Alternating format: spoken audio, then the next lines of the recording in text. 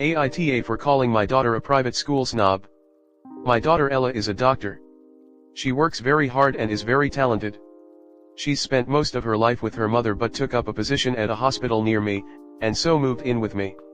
She doesn't own a car at the moment but I've insured her to drive mine so she can use it to get to work. Ella worked a lot of continuous 12-hour shifts, and finally got a day off today. She's pretty exhausted, but had an errand to run. She ordered a new pair of designer trainers, but neither of us were at home when they arrived, so they were left at a delivery center nearby for her to collect. There is a bus stop about 5 minutes walk from my place, and the bus stops right outside the delivery center. It's about a 20-minute journey. Ella asked if she could borrow the car to pick up the shoes. I said no. I only use the car to get to work, if I'm carrying a lot of things. I don't use the car for anywhere that is walking distance or a short journey on public transport. Ella got upset, and argued that she's been on her feet all day for several days and is too tired. She then said that she's not the sort of person who uses public transport. Her mothers and their family are extremely well off. Ella went to a very prestigious private school. Unfortunately, they also have certain attitudes towards people not as fortunate, one of which is that public transport is used by unsuccessful people. When she said about not being the sort of person who uses it, I said that she needs to get that snobby private school attitude out of her head if she wants to get anywhere in life. She swore at me and stormed off, but did end up going on the bus to get the shoes. While she was gone, Ella's mother called me, shouting at me for making our daughter's life difficult and accusing me of trying to hold her back, etc. She said I should show that I care that she's worked so hard at the hospital. I accept that I shouldn't have said the private school comment, but Ella isn't so tired she can't brave a 5-minute walk to the bus stop.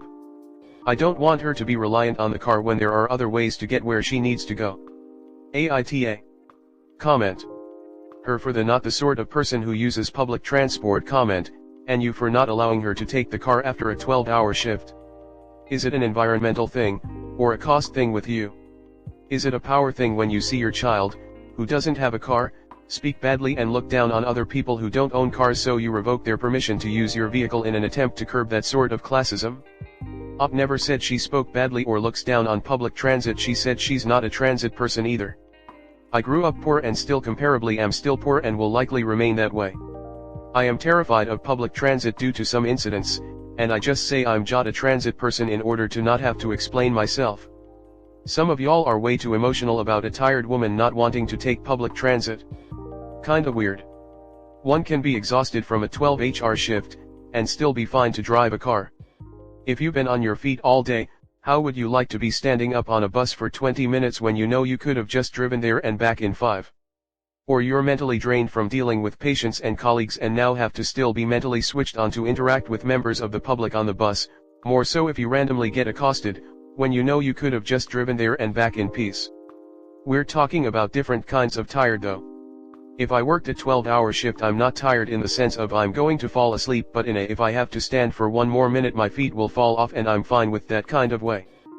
Falling asleep while is only partly impacted by exhaustion. People who aren't exhausted fall asleep while driving due to the monotony, the time of day, etc.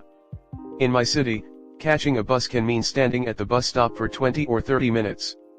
I'm not saying driving tired is a good idea, but after that long working I sure as shit wouldn't want to deal with the bus. May I ask why hospitals put doctors through such terrible hours? Is it a staffing issue? Is it so doctors can complete their residencies faster? Since I know doctors have to do residencies for 2 or 3 years, right? And it might be counted by the hours accumulated rather than the days spent. It just seems to me that there shouldn't be a shortage of people coming out of med school, but also that since we know that getting enough sleep is essential to the health of the human body, that we're running our doctors down by making you all work such long shifts, often multiple days in a row with no breaks. It just seems counterintuitive to a field that should know how bad that is for you all. Also, sorry if this sounds like a stupid question, or is patronizing or anything. I don't mean it to be. It's just that I know that it is dangerous to drive after working for that many hours straight, especially multiple days in a row of it, and it just seems cruel to make you all do that. I understand people need treatment and care, especially in ICUs and the like, but is there such a shortage of doctors that there can't be enough on staff for that at any given time, without the overwork? That's what gets me, and I genuinely don't know, so I figured I'd ask someone who does. Unless you've got an awesome bus system slash schedule, you're still at the mercy of bus schedules. I'm pretty fond of our public transit, but using it to get to town adds an extra hour to an otherwise 40 minutes round trip. Her attitude is snotty, but the assumption that you can step out your door and onto a bus the same way you can use a car isn't valid. I think she's only the offer that if you know the whole story. But I'm not entitled at all. I grew up in a simple house, simple family. I used public transports my whole life until I got my own car. And yes, today I'm not the sort of person who uses public transport, I just hate it so much. I use it whenever is needed and if I'm traveling, but I would always pick my car, or ask my parents in this case, if it's much easier that way. My parents would never tell me to take public transports if there's another way. Also, I'd definitely walk 1 or 2 hours before taking the bus. Next story 2. AITA for not caring and refusing to help depressed half-sister after our father's death? I have 2 sisters and we were born from our father's first marriage. Unfortunately, our mother passed away when we were young, so our father was left all alone to take care of us, and I admit it must have been difficult to do so. I mean, we were teenagers at that time. Our father was an immigrant from Italy and saw the horrors of war firsthand, but was always a good father and also a decent man. He married his second wife, the stepmother, and they stayed together until his death. Bear in mind the stepmother was the same age as us, and so the relationship between was always strained. Stepmother got pregnant and at that time concerns were raised because of their advanced age. Unfortunately, our father passed away 15 years ago. My sisters and I were in our 50s, half-sister was only 12. She's now 27. I should mention that half-sister was absolutely the apple of our father's eye. When he passed, I made it very clear that I didn't want anything to do with the stepmother and half-sister anymore, that all the ties were gone, and so we were no contact for a couple years even though we lived in the same street. Stepmother took my half-sister out of school after his death, purposely ruining her daughter's life. I know that my half-sister did not have the normal experience of growing up. She also lost her friends, she missed out on the experiences, and I always knew it would come to this because stepmother is a terrible person. I recognize that I did have the privilege of keeping a normal life after a parent's death, and while it is a shame that half-sister hasn't had the same chance, I choose not to intervene. Fast forward a couple years, found out my half-sister got severe depression, hasn't finished her studies and is practically a doormat. Our father left each daughter a share in his estate, but half-sister was very irresponsible with hers. She tried to reach out to my sisters and I, saying her psychiatrist told her she needed a support group, and said she's alone and can't count on anyone else. She's going through a difficult time and wants to cut ties with her mother/our stepmother. She says she desperately needs someone.